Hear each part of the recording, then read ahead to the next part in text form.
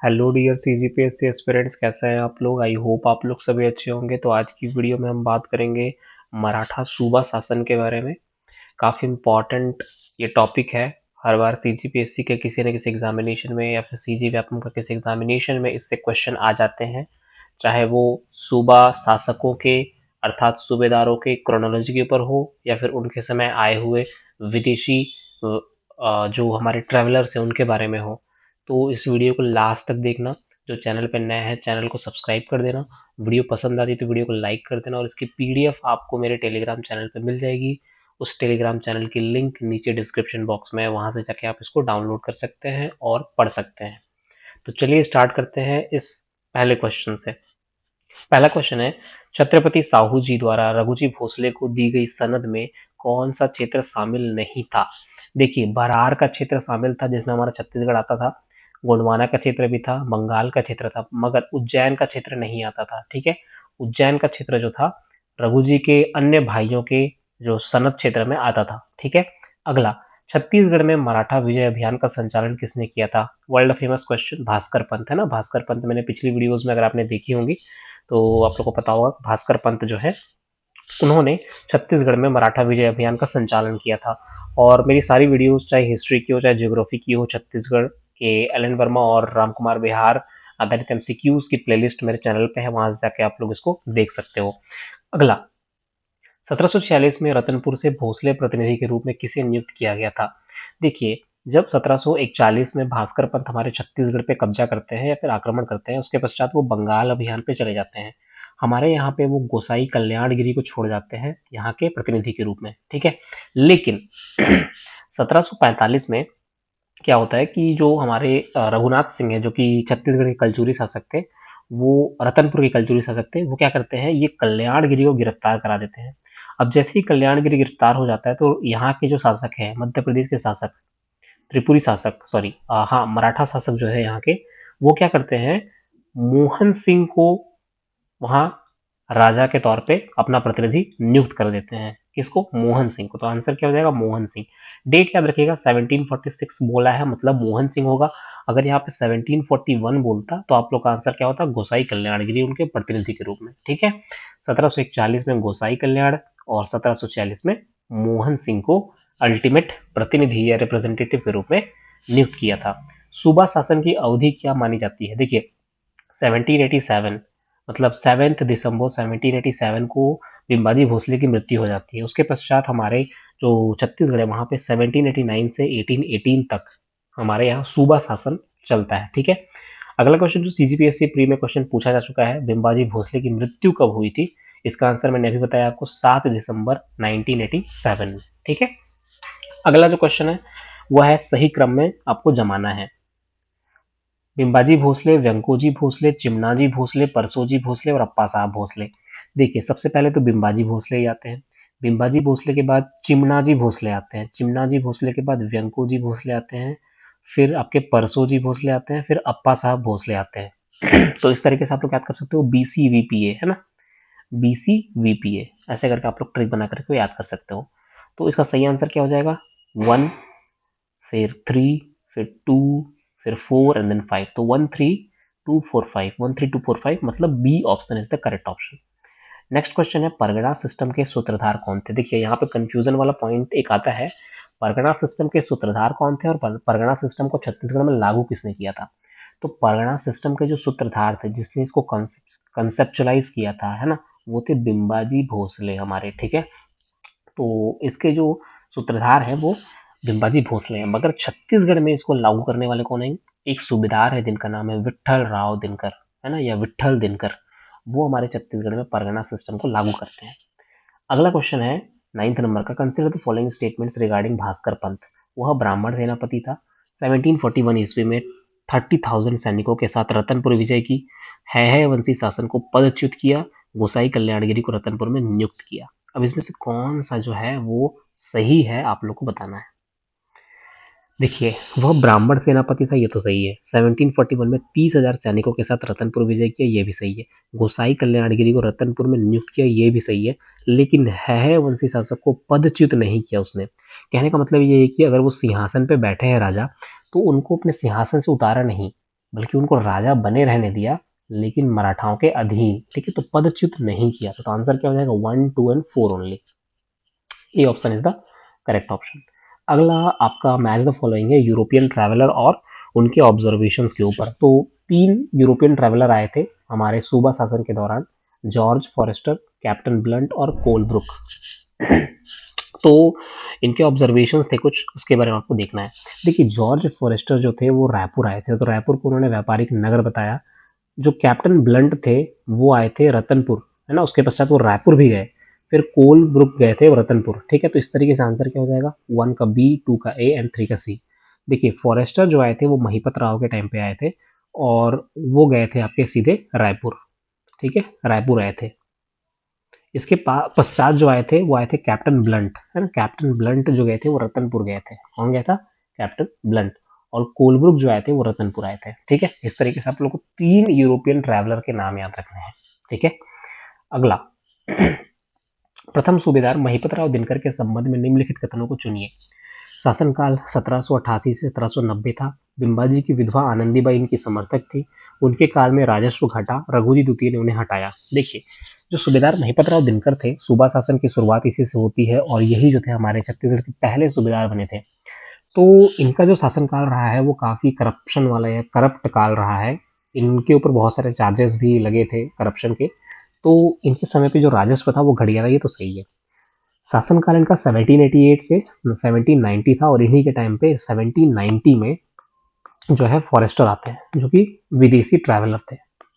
ठीक है, रघुजी द्वितीय ने उनको बहुत सारा करप्शन होने के कारण और राजस्व घटने के कारण उनके पद से हटा दिया था, तो ये भी सही है।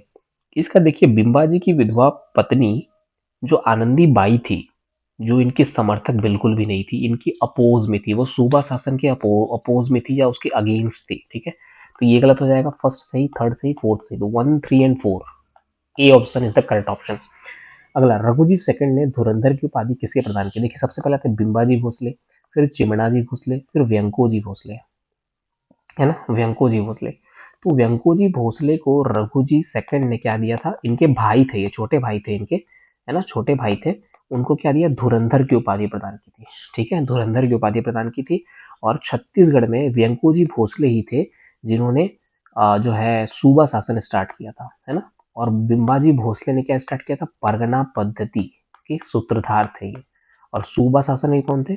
थर्ड नंबर के व्यंकोजी भोसले। ठीक है, चिमनाजी भोसले उतने इंपॉर्टेंट नहीं है अभी। ठीक है, तो आंसर क्या हो जाएगा?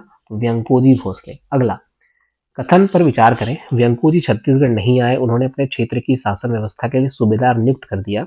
1789 से 1818 तक ये सूबा शासन चला। सूबेदार का मुख्यालय रतनपुर होता था। देखिए, व्यंकोजी मैंने बताया अभी, ये वाला धुरंधर की उपाधि दी थी रघुजीत सेकंड ने, उनके छोटे भाई थे।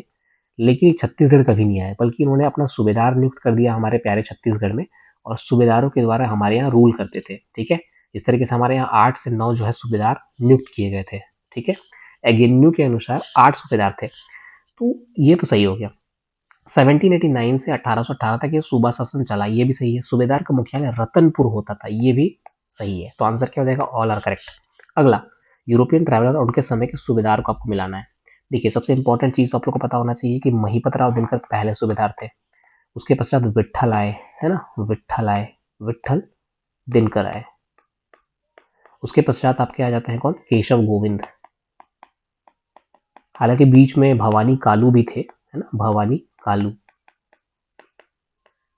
तो ये याद नहीं रखोगे तो भी चलेगा, बट सीक्वेंस के लिए जरूरी है। तो पहला, दूसरा, तीसरा एंड चौथा। महिपत राव के टाइम पे जो आए थे वो फॉरेस्टर आए थे। फॉरेस्टर नामक एक विदेशी यात्री आए थे। और इनके टाइम पे कैप्टन ब्लंट आए थे विट्ठल राव दिनकर के टाइम पे। और केशव राव गोविंद के टाइम पे जो आए थे, कोलब्रुक आए थे। कौन आए थे? कोलब्रुक।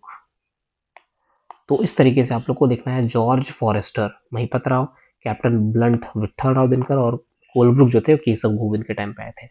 तो फर्स्ट का क्या हो जाएगा? फर्स्ट का हो जाएगा ए, सेकंड का हो जाएगा बी एंड थर्ड का हो जाएगा सी। ठीक है, अगला, केशव गोविंद, विट्ठल दिनकर और भिकाजी गोपाल, ये सारे सूबेदार हैं, उनके काल के अनुसार उनको जमाना है। देखिए, केशव गोविंद, केशव गोविंद के टाइम पे कौन आए थे? कोलब्रुक आए थे। विट्ठल दिनकर जो है, सबसे पहले तो उनका ही काल आएगा, तो आप लोग सीधे मिला दोगे ए से, है ना। सेकंड का हो जाएगा ए, इसी सेकंड का हो गया, फर्स्ट का हो जाएगा बी, फिर भीकाजी गोपाल बाद में आते हैं 1809 से 1816। ठीक है, इसके पश्चात यादवराव दिवाकर आते हैं जो कि लास्ट सूबेदार होते हैं। तो इस तरीके से फर्स्ट का बी, सेकंड का ए एंड थर्ड का सी हो गया। तो आंसर क्या हो जाएगा? फर्स्ट का बी है, फर्स्ट का बी है, सेकंड का ए है, तो आंसर हो जाएगा ए ऑप्शन। छत्तीसगढ़ में परगना पद्धति किसने स्थापित की? अब तो क्लियर हो गया, आप लोग को इजीली बता सकते हो। छत्तीसगढ़ में परगना पद्धति स्थापित किसने की थी? विट्ठल दिनकर ने। सूत्रधार कौन थे? पिंभाजी भोसले। अगला क्वेश्चन है 17 नंबर का। निम्नलिखित कथनों पर विचार करें। विट्ठल दिनकर ने जो परगना पद्धति स्थापित किया उसके अनुसार संपूर्ण क्षेत्र को 27 परगनों में बांटा गया। कमाविसदार परगने का प्रमुख होता था। राजस्व हमेशा भूमि के उपज के रूप में वसूल किया जाता था। तीनों कथन सही हैं और काफी इंपॉर्टेंट है कथन। ठीक है, अगर ऐसे स्टेटमेंट बेस्ड क्वेश्चन सीजीपीएससी पूछ रहा है तो ये one of the best question है। ठीक है, तो आंसर क्या हो जाएगा? डी।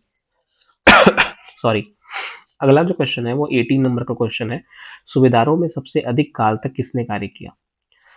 सूबेदारों में सबसे अधिक समय पर किसी ने कार्य किया है तो वो केशव गोविंद है। इनका टाइम पीरियड सबसे वास्ट था। ठीक है, अगला। छत्तीसगढ़ में कपड़ों को उबालकर धोने की प्रथा ने किसे प्रभावित किया? छत्तीसगढ़ में कपड़े को धोने की प्रथा जो है, कोलब्रुक नामक एक विदेशी यात्री जो कि यूरोपियन यात्री थे, जो कि केशव गोविंद नामक सूबेदार के टाइम पे आए थे, उनको कपड़े को उबाल कर धोने की प्रथा ने काफी प्रभावित किया था। ठीक है, अगला जो था, द्वितीय आंग्ल मराठा युद्ध के दौरान केशव गोविंद ने, देखिए एक स्टेटमेंट काफी इंपॉर्टेंट है, द्वितीय आंग्ल मराठा युद्ध के दौरान केशव गोविंद ने किस क्षेत्र को जीतकर मराठा साम्राज्य का विस्तार किया? सॉरी, संबलपुर है ना, संबलपुर का जो एरिया है हमारे पूर्व दिशा में छत्तीसगढ़ के, उस एरिया को जो है केशव गोविंद ने जीत करके मराठा साम्राज्य का विस्तार किया।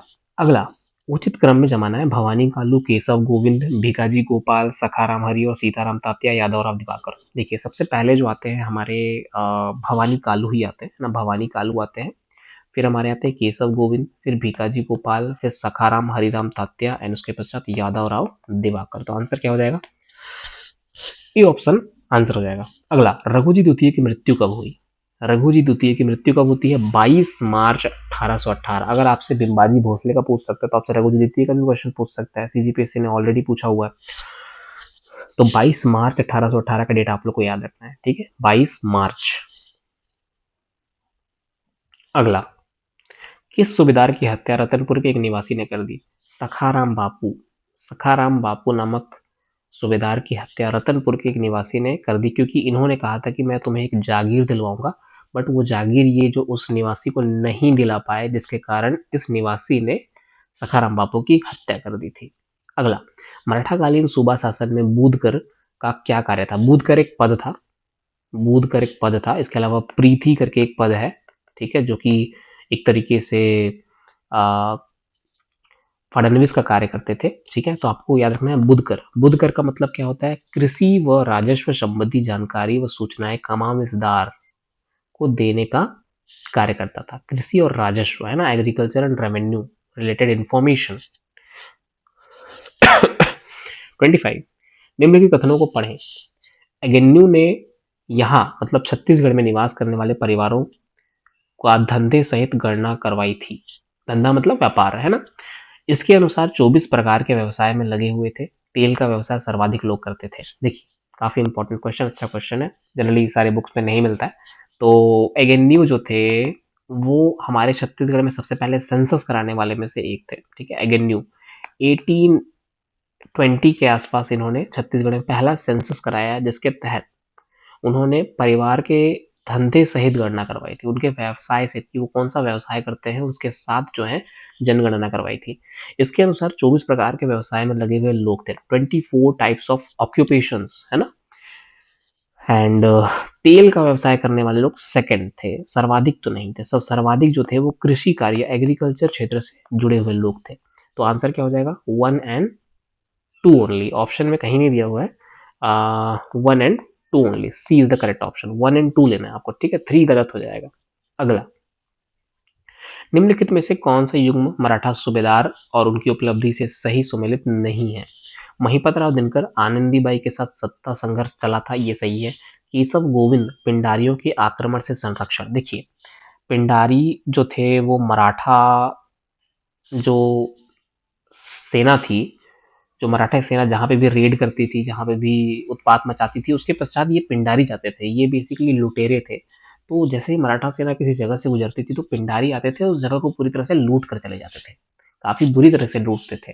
तो वैसे ही पिंडारी जो थे, हमारे समय महिपतराव दिनकर, आ, विट्ठल दिनकर और केशव गोविंद, भवानी कालू और केशव गोविंद, तो हमारे समय पे जो आए थे पिंडारियों के आक्रमण जो थे, वो केशव गोविंद के टाइम से स्टार्ट हो गए थे, है ना। केशव गोविंद जो थे हमारे सूबेदार, उनके टाइम से हमारे स्टार्ट हो गए थे। तो उन्होंने संरक्षण प्रदान किया था पिंडारियों से छत्तीसगढ़ को, ठीक है। बीकाजी गोपाल सरगुजा जमींदारों से हस्तक्षेप, ये भी सही है, सरगुजा जमींदारों से में हस्तक्षेप का उल्लेख मिलता है। विट्ठल दिनकर परगना पद्धति की शुरुआत, कई बार बताया मैंने, ये भी सही है। सखाराम हरि बस्तर जमींदारी का आक्रमण, ये गलत है, ठीक है। तो आंसर क्या हो जाएगा, ई, ये गलत हो जाएगा, बाकी सारे सही हैं। काफी इंपॉर्टेंट इन्फॉर्मेशन है, ठीक है। अगला 27 नंबर क्वेश्चन है, छत्तीसगढ़ के प्रथम सूबेदार महिपत राव के शासनकाल के दौरान सरकार की सारी शक्ति आनंदीबाई के हाथ में थी। सूबेदार Vitthal Dinkar introduced Pargana system and administration. Bhikaji Gopal के समय पिंडारियों ने आक्रमण किया। देखिए, भिकाजी जो गोपाल थे उनके टाइम पे जो था वो पीक पे पहुंच गया था, जो पिंडारियों का आक्रमण था, ये तो सही है। स्टार्टिंग कब हुई थी, केशव गोविंद के टाइम पे हुई थी, और पीक पे कब पहुंचा पिंडारियों का आक्रमण, भिकाजी गोपाल के टाइम पे। सूबेदार विट्ठल दिनकर इंट्रोड्यूस्ड परगना सिस्टम, विट्ठल दिनकर ने इंट्रोड्यूस किया था, ये तो हम सभी जानते हैं। छत्तीसगढ़ के प्रथम सूबेदार महिपतराव दिनकर के शासनकाल के दौरान सारी शक्ति आनंदीबाई के हाथों में थी, ये भी सही है। इसीलिए आंसर क्या हो जाएगा, 1, 2 एंड 3 ऑल आर करेक्ट। अगला जो है वो यूरोपियन ट्रैवलर, उनके ट्रैवल करने के ईयर को मिलाना है आपको। मैच द फॉलोइंग क्वेश्चन है। देखिए, फॉरेस्टर जो आए थे महिपतराव दिनकर के टाइम पे आए थे 1790 में, ब्लंट जो आए थे उसके पश्चात आए थे 1795 में, और ये जो आए थे कोलब्रुक लगभग लगभग, तो 5-5 साल का गैप है यार, लगभग लगभग, है ना। 1790 है, उसके पश्चात आपका 1795 है, और उसके पश्चात आप लोग मान के चलिए 1800, है ना। ये एक साल आप लोग इसमें कम कर दीजिएगा तो 1799 आ जाएगा। इस तरीके से एक एक 5-5 साल का गैप है लगभग लगभग, है ना। इस तरीके से आप लोग को याद रखना। बस आपको ये पता होना चाहिए कि फॉरेस्टर आए थे, फॉरेस्टर के बाद ब्लंट आए थे, ब्लंट के बाद आपके कोलब्रुक आए थे, ठीक है। और किसके समय पे आए थे ये भी आप लोग को इंपॉर्टेंट तरीके से पता होना चाहिए। अगला 29, मराठा काल के दौरान छत्तीसगढ़ में निम्नलिखित व्यक्तियों को सूबेदार के पद पर तैनात किया गया था। विट्ठल दिनकर, केशव गोविंद, भिकाजी गोपाल, महिपत राव दिनकर है ये, यहाँ पे थोड़ा सा माफ कीजिएगा। विट्ठल दिनकर, केशव गोविंद, भिकाजी गोपाल और महिपत राव दिनकर, इनको सही कालक्रम में चुनना है। देखिए, 4 सबसे पहले आएगा महिपत राव दिनकर, उसके पश्चात विट्ठल दिनकर आएंगे, उसके पश्चात आपके जो है केशव गोविंद आएंगे, फिर भिकाजी गोपाल आएंगे, है ना। भिकाजी गोपाल, जो केशव गोविंद है, इनके टाइम से स्टार्ट हुआ था पिंडारियों का दमन, या सॉरी पिंडारियों का आक्रमण। उसके पश्चात भिकाजी गोपाल के टाइम पे ये जिंद मतलब पीक पे पहुंच गया था।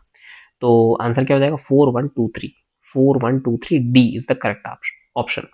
अगला, पिंडारी किस वर्ष तक पूरी तरह समाप्त हो गया था। 1818, जब हमारा सूबा शासन समाप्त हो रहा था, उसी समय पे जब ब्रिटिश एंटर कर रहे थे हमारे यहाँ, कैप्टन एडमंड, है ना, उस समय पूरी तरह से समाप्त हो चुका था हमारे यहाँ पिंडारी शासन, ठीक है।